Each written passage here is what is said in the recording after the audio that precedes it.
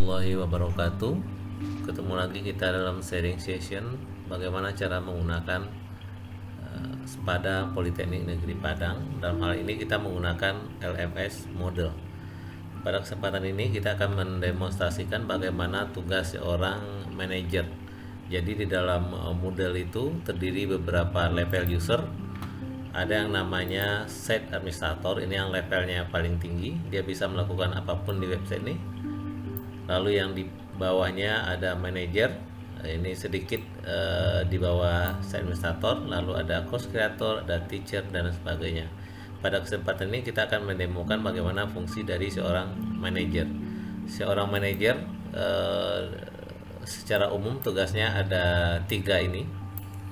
Yang pertama, membuat mata kuliah. Jadi dosen tidak bisa langsung mengakses materi yang ada di sini sebelum dibuatkan mata kuliahnya oleh manajer. Lalu setelah mata kuliah dibuat oleh manajer, tugas berikutnya adalah mendaftarkan dosen ke mata kuliah tersebut. Artinya dosen tersebut harus sudah mendaftar dulu di sepada.pnp.ac.id atau di LMS yang kita miliki. Setelah dosen itu mendaftar, maka manajer dapat membuatkan akses mahasiswa untuk mendaftar mata kuliah tersebut. Apakah nanti dengan cara manual, cara mandiri, atau mahasiswa didaftarkan oleh dosennya. Jadi ada 3 cara. Jadi yang akan kita pakai nanti adalah mahasiswa akan diberi password untuk mengakses mata kuliah. Jadi intinya adalah 3 ini yang tugas manajer. Maka nanti Bapak Ibu yang bertugas manajer, kita akan demokan yang 3 ini. Oke, jadi pertama kali silakan Bapak Ibu sudah mendaftar di website Sepada PNP ACID, pastikan akses https pnp.ac.id. Lalu akan tampil halaman ini. Ini halaman awalnya. Silakan langsung login dengan akun Bapak Ibu masing-masing. Saya sudah bikin akun namanya manajer. Lalu masukkan password, klik masuk.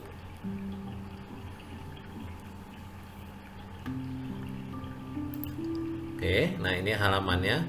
Tugas kita yang pertama adalah membuat mata kuliah. Jadi Bapak Ibu manajer ada menu namanya administrasi situs. Oke, silakan diklik administrasi situs.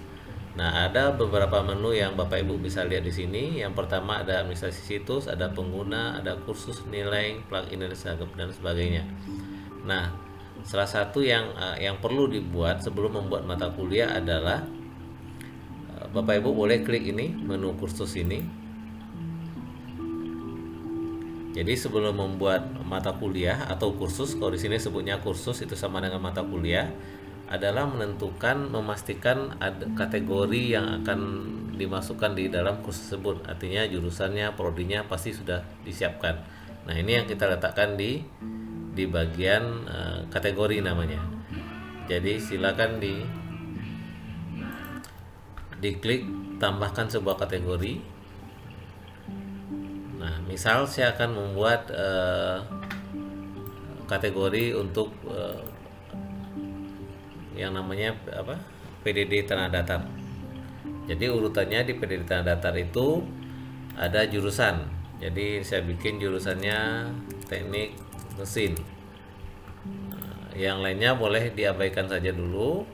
Lalu klik buat kategori. Nah, setelah jurusan, ada lagi di bawahnya adalah prodi. Jadi kita bikin kategori sampai ke prodi. Jadi silakan dibuat kategori baru lagi. Nah, pastikan di sini PDD Tanah Datar, ini induknya. Di bawah PDD Datar ada teknik mesin. Nah, di bawah teknik mesin ada prodi. Nah, prodi ini awali dengan jenjang pendidikannya D2 misalnya. D2 teknik mesin. Nanti ada lagi D2 teknik sipil dan seterusnya. Sesuaikan, kalau cuma 1 ini silakan diisi 1 saja. Jadi misalnya keterangan ini kita isi berikut adalah mata kuliah online di prodi teknik mesin. Membuat kategori, klik membuat kategori. Nah, selesai. Jadi di sini kelihatan PDD Tanah, ada teknik mesin, ada D2 teknik mesin.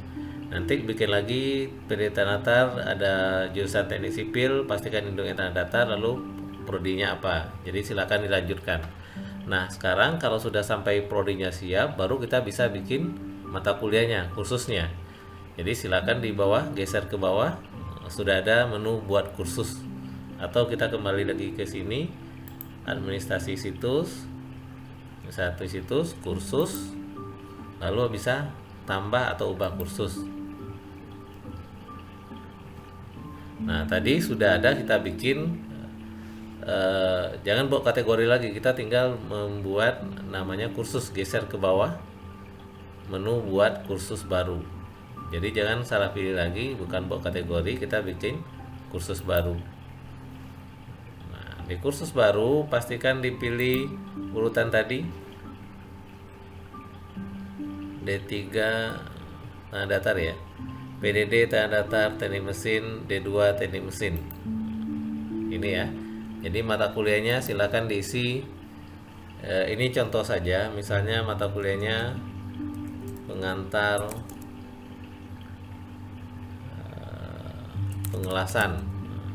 Ini contoh saja. Jadi silakan disesuaikan. Lalu nama singkat kursus silakan diberi kode dari kursus ini. Jadi kalau di kampus ada kode mata kuliah, silakan isi kode mata kuliah. Misalnya ini saya isi D2 Teknik Mesin, kelas 2A. Nanti ada kelas 2B kalau 2 kelas itu, atau kalau dia satu kelas cukup D2 Teknik Mesin angkatan kedua atau tahun kedua ya. Lalu kasih nama singkatan dari mata kuliahnya, pengantar pengelasan.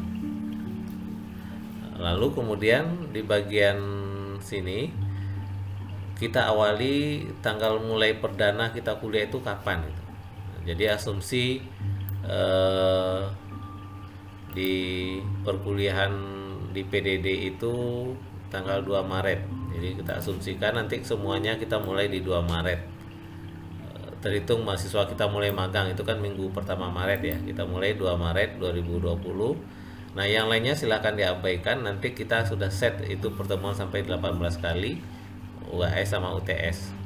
Nah, kemudian di bagian keterangan silakan diisi dengan sinopsis singkat dari mata kuliah ini. Jadi misalnya mata kuliah ini berisi materi tentang teknik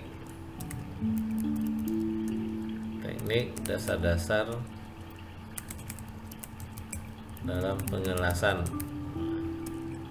Jadi silakan nanti Bapak Ibu sesuaikan saja. Yang lainnya diabaikan, kalau ada gambar silakan gambar. Format khusus ini sudah kita siapkan 18 minggu. Mungkin nih kalau seandainya di 16 diisi 16. Tampilan tidak ada yang perlu diubah. Berkas unggahan ini di set Bapak Ibu dikasih 2 mega saja. Penamaan peran boleh diisi pengajar ganti dengan dosen, mahasiswa ganti dengan mahasiswa. Simpan atau tampilkan. Kalau disimpan kembali berarti masih di posisi ini. Kalau kita lanjut simpan dan tampilkan, berarti lanjut kita ke berikutnya. Nah, tahap itu selesai Bapak Ibu membuat salah satu mata kuliah. Berikutnya adalah membuat dosennya. Jadi di halaman ini langsung pilih enroll user. Nah, pastikan memang dosennya sudah terdaftar. Jadi pilih dulu mahasiswa, statusnya dosen, lalu dosennya siapa. Jadi pastikan dosennya memang sudah mendaftar di akun ini. Jadi dalam hal ini mungkin saya tambahkan dosennya Pak Dodi misalnya, Dodi Nofrin Yolyadi. Jadi Pak Dodi saya set sebagai dosen di mata kuliah ini. Ini contoh saja. Lalu enroll user. Nah, sekarang di situ sudah ada Pak Dodi sebagai dosen. Nah, dosen mata kuliah sudah ada, dosen sudah ada. Sekarang bagaimana kita nanti dosen menginput materi kuliah. Nah, sebelum dosen menginput materi kuliah, kita lanjutkan konten kursus. Bagaimana mahasiswa bisa mendaftar. Jadi kalau mahasiswa mendaftar sudah sampai di sini, kita klik menu di sini, lalu ada tombol lanjutkan. Nah,